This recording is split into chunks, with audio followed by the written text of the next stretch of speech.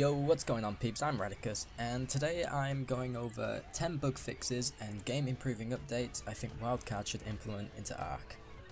Now, some of these can carry across to Xbox and PC, but for this video I'm going to be focusing on the PlayStation 4, as that's the console that I play it on, so I know that these bugs definitely exist on the PlayStation. Now, they're not going to be in any particular order, and I'll have time links to each of these in the description if you want to skip to any of them, or if you want to skip past any. And I feel like a lot of these bugs that bug me, you see what I did there, seem to have appeared since the game's full release last August. And it's really annoying because they ruin a lot of the experience that players used to get.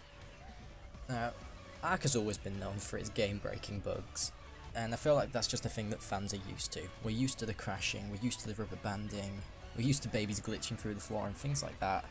Like, all these devastating bugs, they're just the norm with Ark. But visual glitches never really seem to be an issue, or I never noticed them in the past. Whereas recently, I'm just noticing there's a lot of visual issues, missing game mechanics, and just unoptimized settings, which a lot of them used to be there, and now they're just not. Okay, so my first one is an example of a visual glitch. Often in Ark, when you're on a mount, or you're swimming, or it's at night time and there's a light source somewhere, your character or your mount will gain sort of a weird aura. It's normally the same colour as the local environment, just a little bit brighter, or it's a sort of a light grey colour, but it's always really pixelated and it makes the game look scruffy and unfinished. And I couldn't remember this being a thing in the past, so I went through a lot of old game recordings that I had, and I've noticed none of the ones prior to August 2017 had these weird auras. For anybody that doesn't know, August 2017 is when the game went into full release. Update number 2 is an example of missing game mechanics. In both Xbox and PC, players are able to change the light boom, light rays, and ground clutter, which, for people that don't know what they are, or the case that I've probably just called them by the wrong names, since it is currently like 4 AM here in the UK and I'm relatively tired at the time of jotting all of these down. These are the settings which allow you to remove the horrible light flare that you seem to get, as well as the decorative leaves, shells and branches that apparently improve the game's looks, but actually just end up hurting your eyes and leaving your builds looking messy and unmaintained. But these settings used to be changeable, but for some reason they removed the ability to change them from PS4, but you can still change them on both Xbox and PC. So it just gives us a sort of a worse gameplay than what other systems get. So it would be nice to see those settings be added back in. Number 3. This one sort of links in with the previous point. The Ark's single player settings are really unoptimized, and they're missing a lot of settings that people can get on their own PC servers and the single player. There's an advanced tab, but it doesn't even have settings like removing the respawn animation, which this animation, it's cool seeing your character scratch his arm the first few times that you die, but when you've been playing the game for like a few years, it starts to get really boring every time you die, just seeing that same animation that just takes way too long. These are basic settings that server owners have access to, yet players in single player are forced to go with settings that only mimic the feeling of official servers, with no other variation other than being able to boost them or have a faster pace. There's no sort of, you can't change the settings to get a different game style feeling. Alright, my 4th update is kind of a big one for me. It's the breeding system. It's so unfair for us console players. PC users have access to mods which make breeding so much easier. They have mods like S+, which come with the ability to hitch dinos to a fence. You don't have to make the large breeding pens. And they also have the S+ hatchery, which allows them to go AFK whilst it collects their eggs. Whereas us PlayStation players, we have to sit there and personally pick up all the eggs, like every few minutes, for hours and hours in order to be able to make the same sort of footage that PC users can make. Whereas boosting the gameplay, it does help us on console a little bit when we're content creators, because we can have the eggs dropping like constantly, like I do, and have the babies grow up quick, but we still have to sit there and collect these eggs every couple of minutes. What takes us 6 hours takes a PC player 30 minutes, as they don't need to do all the extra building, they don't have to be picking up all the eggs, and so on. Like, you might have noticed the footage in the background of this video is really edited and has a lot of jump cuts, but that's just proof of my point. This footage is from me breeding raptors for my Ragnarok series, and from this screenshot of the raw footage before I've edited it, you can see it took roughly 5 hours and 20 minutes for a fully mutated raptor. Okay, so I'm curious how many people are currently still watching this video this far. If you're still watching, I'm going to do a little bit of a comment contest. Go down into the comments and guess how many raptors died for this video. The closest or the funniest suggestion will get pinned, and I'll name a creature after you, or give a creature whatever name you want it to have. Okay, just a quick interjection here. After that nice large rant, whilst I was editing, I thought of something that mixes 3 and 4 together. Now, it's highly unlikely that Wildcard would ever do it, but please Wildcard, add a setting that makes it possible for us console players to breed creatures that are not normally breedable. Like, it'd be amazing to be able to breed non-breedable creatures on console, like the Titan Boa and the Dung Beetles and the Griffins and all that sort of stuff.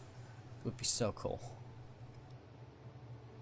Alright, so we're now at number 5, but before I get into it, this video's been quite a downer so far, so I just thought I'd lighten the mood a little bit. So, being a typical English lad, I went downstairs for a cup of tea, and I noticed that both my cat and dog are so cute when they're asleep, and almost look innocent.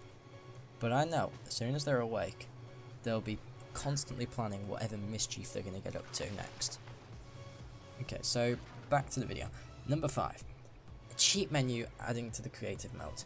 Again, this one's more aimed at content creators and people that like to use the creative mode, because PC users have access to cheat menus for spawning creatures, items, and more specific things, without having to type in all these long codes that frankly are quite hard to remember. And when Wildcard first announced the creative mode, it sounded really cool, and I kind of presumed there would be a cheat menu, but unfortunately this wasn't the case. So it would be nice to see a cheat menu just added for player-owned servers and single player. Right, so for number 6, it's the baby lag.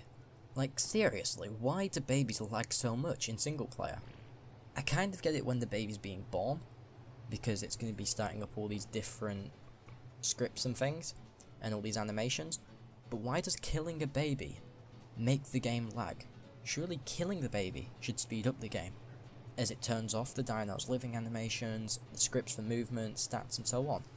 I can kill 30 adult dinos and get barely any lag, but if I kill one baby, my screen freezes for 20 seconds. Now, I know this sounds bad, but I kill a lot of babies, so those 20 seconds quickly add up to like an hour sitting here watching a frozen screen. Number 7. This is a mechanic that has been in the game for as long as I can remember. Making creatures wander for perks and resources. Now, creatures like the Oviraptor, the Dung Beetles, and the Actina should come with a wandering radius. Like, we used to have to encumber our Oviraptors on official servers, because if we set them to wandering, and then we left our base, the base would unrender itself, and then they would glitch through the wall and run away. If they were set to only wander within a radius, it would easily fix this. Like, the radius could be similar to that of a tech generator with different sizes you could set depending on the size of your base. And then you'd know you wouldn't have to encumber your wandering creatures, they would just wander within your base and any land that you own. Okay, update 8 is one I'm almost 100% certain that Wildcard fixed at some point, and then broke again. And it's seeing the wings of flying mounts in the sea on the opposite side of the map. It makes no sense, and it looks really silly and ruins the immersion. But I do vaguely remember a time when it stopped happening, because this one was a bug that was in the game prior to the full release. But then I think just before full release they fixed it, or just after full release they fixed it. And now I'm noticing it all the time again. So I don't know if it's the thing of the fix broke something so they had to remove the fix, or if they've then changed something else and it's then broke it accidentally. But it would be really nice to see it go again. Right, so for my next point, it's one that's actually been appearing really recently. It's since the newest PlayStation 4 update for Ark, and it's the beacons clipping into the ground. The first time I saw it was when I was getting the Phoenix in Scorched Earth. Now I just presumed at the time, oh, this must be a bug with Scorched Earth with it being an old map. But now I've seen it happen multiple times on Ragnarok, and I've realised Wildcard must have changed something, like maybe the way loot crates clip, or they've accidentally changed the setting and not realised it would break the beacons. But it's like every other beacon is underground and then you can't access it. And this definitely didn't used to happen. So I'm not sure if they have accidentally broke something, but it would be nice to see beacons landing on the ground and not going into the ground. This final one is one that annoys me so much, and for anybody that has OCD, I feel so sorry for you, because it must be so annoying. It's items randomly unstacking in your inventory. Now, this one has been in for as long as I can remember, but it's always been really annoying. And it never seems to happen with items that spoil, so it's not really an issue, but it does frequently happen with arrows and other types of ammo. So it doesn't actually cause a problem, it's just an inconvenience, because you have to then restack everything. Okay, so that's my list of 10 bugs and issues I have with Ark Survival Evolved. Now, I'm not hating on Ark, and I'm so thankful that Wildcard made such an amazing game. However, like everything in life, there are improvements, and I would love to see these get fixed, or at least see a few of these get fixed. Now, on to my Ragnarok series, I must admit that the raptors that I bred for the series are so cool. And I look forward to taking them out and leveling them up in the future. Now, just to finish this video off, if you have any bugs that annoy you, that you think that I've missed, or have any suggestions for this channel, or want to participate in the comment contest that I mentioned previously, throw your comment down in the comment section. And if you are wanting to get involved with the comment contest and you want to give a dino a different name to yours, just throw the name that you want down there as well.